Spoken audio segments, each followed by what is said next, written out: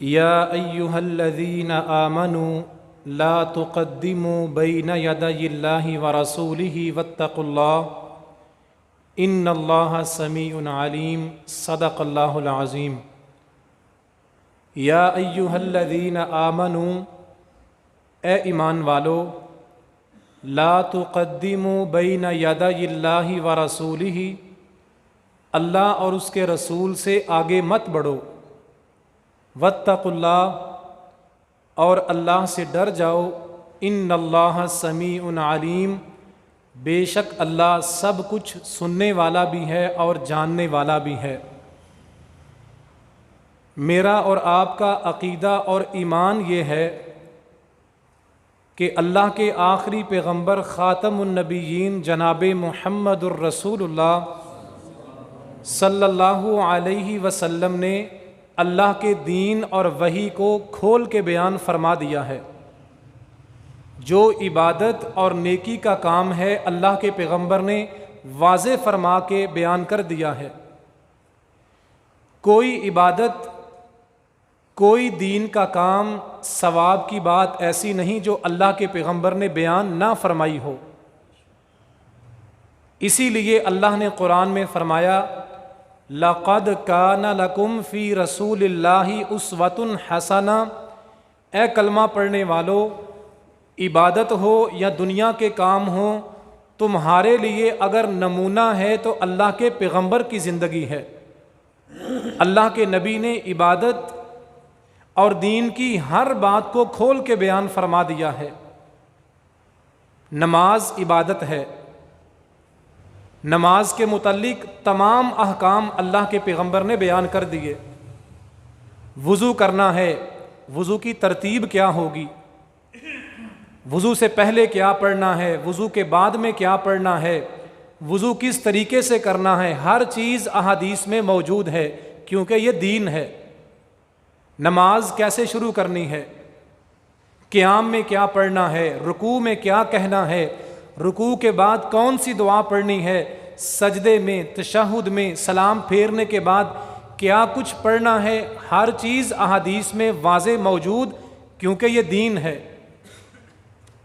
زکوٰۃ عبادت اور دین، اللہ کے پیغمبر نے زکوٰۃ کے مسائل کتنے کھول کے بیان فرمائے، زکوٰۃ کب دینی ہے، کتنے مال کی، کتنے سونے کی، کتنی چاندی کی ادا کرنی ہے، کتنی بھینس، کتنی گائے، کتنی بکریوں کی زکوٰۃ دینی ہے، سارے زکوٰۃ کے مسائل احادیث میں موجود کیونکہ یہ دین ہے۔ حج عبادت اور دین، حج کس مہینے میں ہوگا، کس تاریخ کو ہوگا، حج کے ارکان کیا ہیں، بیت اللہ میں کب جانا ہے، مینا میں، عرفات میں، مزدلفہ میں کب جانا ہے، کیا کرنا ہے، ہر چیز احادیث میں واضح موجود کیونکہ حج عبادت اور دین ہے۔ عید الاضحیٰ، عید الفطر دونوں دین کا حصہ اور عبادت ہیں۔ اللہ کے پیغمبر نے دونوں عیدوں کے مسائل بیان فرما دیے۔ عید کے دن کی نماز پڑھنی ہے، عام نماز سے الگ 12 تکبیریں ہوں گی۔ عید کی اذان نہیں، تکبیر نہیں۔ عید کے لیے آنا کیسے ہے، واپس کیسے جانا ہے، کیا کھا کے نکلنا ہے، عید مسلمانوں کو ملنی ہے کیسے ملنی ہے، عید کے دن کون سے کام کرنے ہیں، ساری سنتیں، سارے طریقے دین میں موجود، احادیث میں موجود کیونکہ یہ دین ہے۔ اب آگے بات آ گئی 12 ربیع الاول کی، ہم نے اس کو عید کہا ہے، سوائے ابلیس کے جہاں میں سبھی تو خوشیاں منا رہے ہیں۔ اس دن عید ہونی چاہیے، جشن ہونا چاہیے۔ اگر یہ دین ہے تو پھر کس حدیث میں ہے؟ نماز دین ہے، ساری وضاحتیں موجود ہیں۔ زکوٰۃ دین ہے، زکوٰۃ کے سارے مسئلے حدیث میں موجود ہیں۔ حج دین ہے، شروع سے لے کے آخر تک حج کے سارے ارکان احادیث میں موجود ہیں۔ عید الفطر، عید الاضحیٰ، جمعے کا دن، جمعے کے دن کو بھی اللہ کے نبی علیہ السلام نے عید کہا۔ جمعے کے دن، عید الفطر کے دن، عید الاضحیٰ کے دن سارے مسائل احادیث میں موجود ہیں۔ اگر 12 ربیع الاول کے دن واقعی یہ دین ہے، یہ عبادت ہے، یہ دین کا حصہ ہے، پھر سوال یہ ہے اس عید کے مسائل کس حدیث میں، کس کتاب میں ہیں؟ اگر یہ 12 ربیع الاول کا دن عید کا دن ہے، واقعی دین ہے، پھر کسی حدیث میں ہونا چاہیے، اگر حدیث میں نہیں پھر یہ دین نہیں ہو سکتا۔ اگر یہ دین ہے پھر بتایا جائے جناب ابو بکر نے یہ عید کیسے منائی تھی۔ اگر جناب ابو بکر صدیق، سب کہیں رضی اللہ تعالی عنہ، اگر جناب ابو بکر نے ربیع الاول کی 12 تاریخ کو عید نہیں منائی، کوئی خاص کام نہیں کیا، پھر ماننا پڑے گا یہ دین نہیں، یہ پروپیگنڈا اور بدعت اور گمراہی ہے۔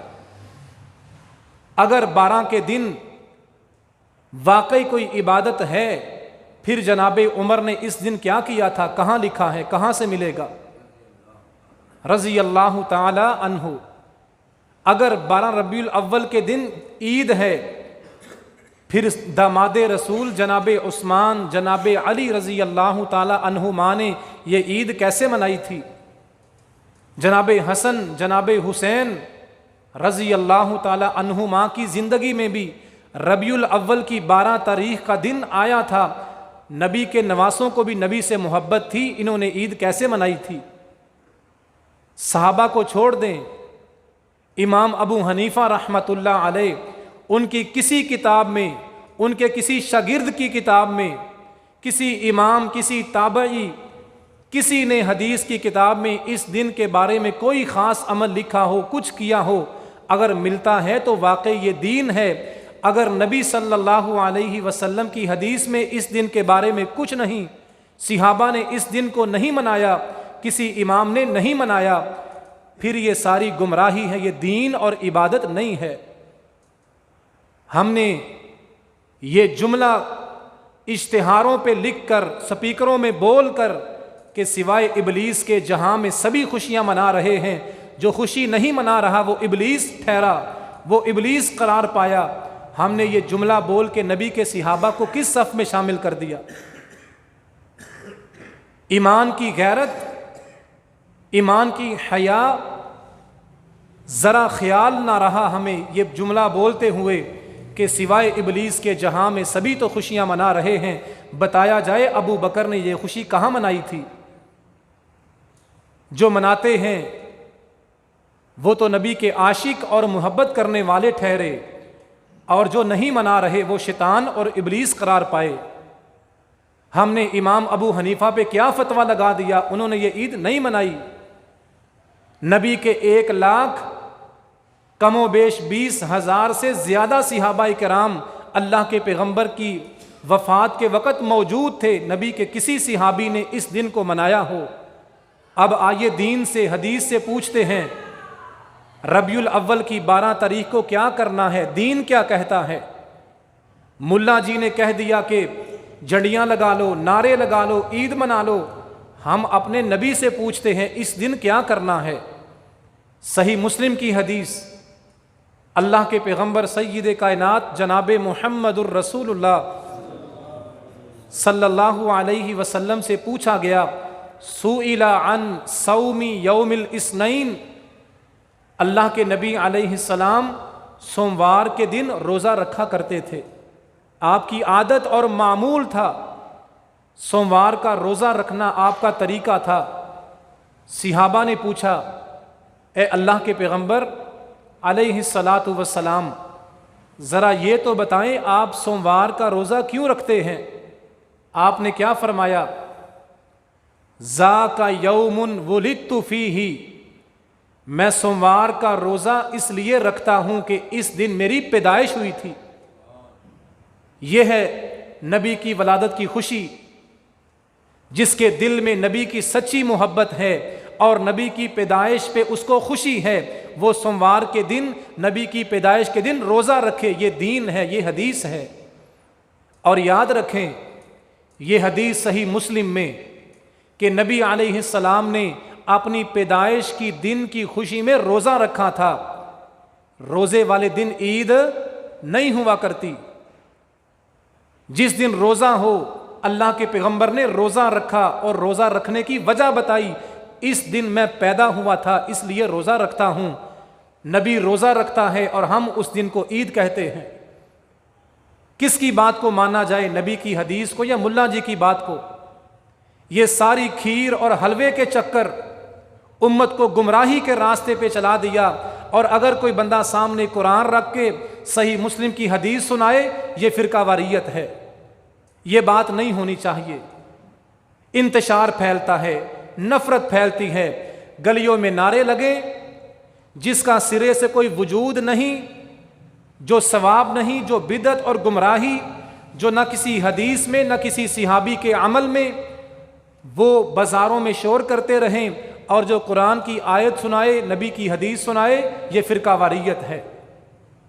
یہ ساری مولوی کی گمراہی ہے اور لوگوں کی جہالت ہے کہ جو پوچھتے نہیں کہ مولوی صاحب بتاؤ اس دن کو آپ نے عید کہا، اور ساتھ لوگوں پہ الزام لگایا کہ سوائے ابلیس کے جہاں میں سبھی تو خوشیاں منا رہے ہیں۔ اگر یہ واقعی عید ہے تو لائیں حدیث کی کتاب میں دکھائیں نبی نے کہاں اس عید کو منانے کے مسائل بیان کیے ہیں۔ عید الفطر کے مسائل موجود، عید الاضحیٰ کے مسائل موجود، زکوٰۃ، حج اور نماز کے سارے مسائل موجود، لیکن 12 ربیع الاول کے دن کا کوئی مسئلہ حدیث میں نہیں آیا۔ پھر یہی دلیل ہے کہ یہ دن اسلام اور دین اور حدیث میں نہیں ہے۔ اگر کسی کو نبی کے آنے کی خوشی ہے، اور یہ ہونی چاہیے، وہ نبی کی پیدائش کی خوشی میں روزہ رکھ کے اللہ کا شکر ادا کرے۔